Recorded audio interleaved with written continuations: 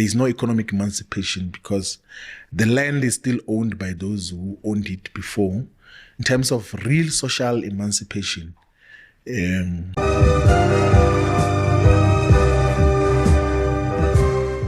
I hope we can all come to agree that economic emancipation means the freedom for everyone to climb up the economic ladder, independent of any legal or political restrictions. Now, to use monopolistic ownership of land in white hands as a primary form of black economic restriction would require extensive evidence on Floyd's part. But Floyd has more to say, and we'll hear him in a minute. But the 70% of land is in white hands slogan has been proven false by the good people of the Institute of Race Relations. The 72% figure was misrepresented because, in truth, it only referred to individually owned land, which makes up only a third of South African land. Even worse, that land is concentrated to the whites in the Northern Cape, which happens to be the most barren province in our country. Further, the ridiculous claim that black people own 7% of the South African land is a misleading analysis of the data. This figure was derived by calculating the 219,000 hectares of individually held urban land owned by black individuals over the total area designated as urban land. Now, with this approach to the data, it may also be said that white people own 11% of the land, which presents a problem for this new club signing, because the MKPFC believes in land so much that they made it the official color of their party, citing in their manifesto Japan, China, and South Korea as instances of successful land reform. However, not all land reforms are created equally. Japan and South Korea initiated a willing buyer, willing seller approach, which resulted in the increased agricultural production and economic stability. While China's land reform, which is similar to Umkhonto's state-centered land reform plan, hindered agricultural productivity in the country. It's still the same. Like the black majority, Africans in particular, are still in the same space in society, like they were under apartheid. Like they're still suppliers of cheap and easily disposable labor. They still bow down to young kids of white parents. Like they still get sent around. Like it's still the same. Like even in terms of the cultural expressions, like we are the numerical majority, but we are the cultural minority in terms of the dominance of what gets to happen. Okay, Floyd, let's say we agree with you and we'll discard all the evidence against your claim and act like everything you just said is true. What is the solution, Shivambu? You see, the thing with people like Floyd is that they appeal to people because people are mostly attracted to their diagnosis but not the treatment. The believers of this claim that Susan Mpofu Walsh termed the new apartheid.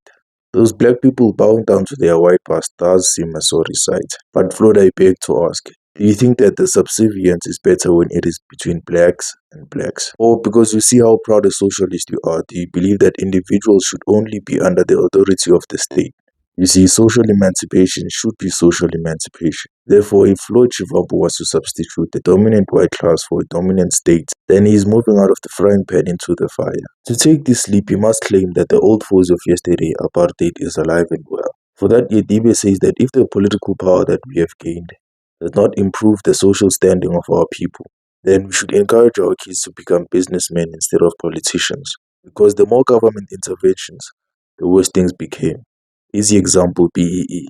And as to the soul of the black South African, I do not buy his argument.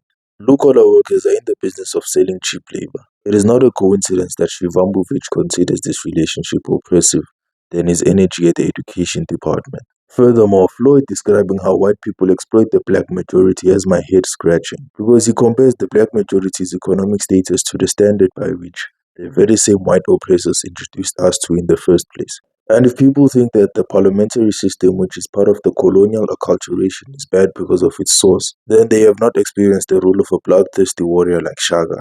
You cannot have your cake and eat it too, Floyd. I think at some stage there has to be unification of the anti-colonial and anti-neoliberal, anti-neocolonialism, anti-racist forces, anti-imperialist agenda, like to say that the imperialist West has never had the best interest of the African continent, of all the global South in its entirety, by the way. Their relationship with the rest of us has been an exploitative relationship where it's about extraction of natural resources and bringing back finished goods and services. It has been about destabilization of our economies, of peace and stability and all of those other things. So, in order for the Avengers to assemble, they need a uniting value system that will keep this leftist boat afloat. Floyd thinks that the Freedom Charter is the standard of the left, stating that the differences not mentioned in the Freedom Charter should be set aside for the greater good. Except the best parts of the document are embedded in the Constitution, and the parts that attract Floyd are not. Specifically those 2 points, the first being the national wealth of our country, the heritage of all South Africans shall be restored to the people. The mineral wealth beneath the soil, the banks and the monopoly industry shall be transferred to the ownership of the people as a whole. The second being the restriction of land ownership on a racial basis shall be ended, and all the land redivided amongst who work it. To banish famine and land hunger, the state shall help the peasants with implements, seed, tractors, and dams to save the soil, and assist the tillers. Therein lies the difference between the Constitution of 1996 and the Freedom Charter, because it was written in 1955, when the detrimental effects of these Marxist ideas had not become common sense. This attempt is also fueled by the shared belief that the West is a self-seeking leech on the African continent. Of course, the abolition of slavery, the development of infrastructure, economic growth, the development of legal and political systems, and the introduction of Christianity does not count. But here is Floyd trying to tell us that his Marxist-Leninist leanings can't be left at the leftist door. Someone will say, yeah, Floyd, you are a Marxist-Leninist, you're fighting for socialism. Like, you must appreciate that I'm operating in a broad left movement, which has got objectives in the Constitution. That is what we're fighting for. And majority of those perspectives, they've got socialist orientations. So I don't have a problem with that. It is here, gentlemen, that we close our statement as YEDIBE. Good day.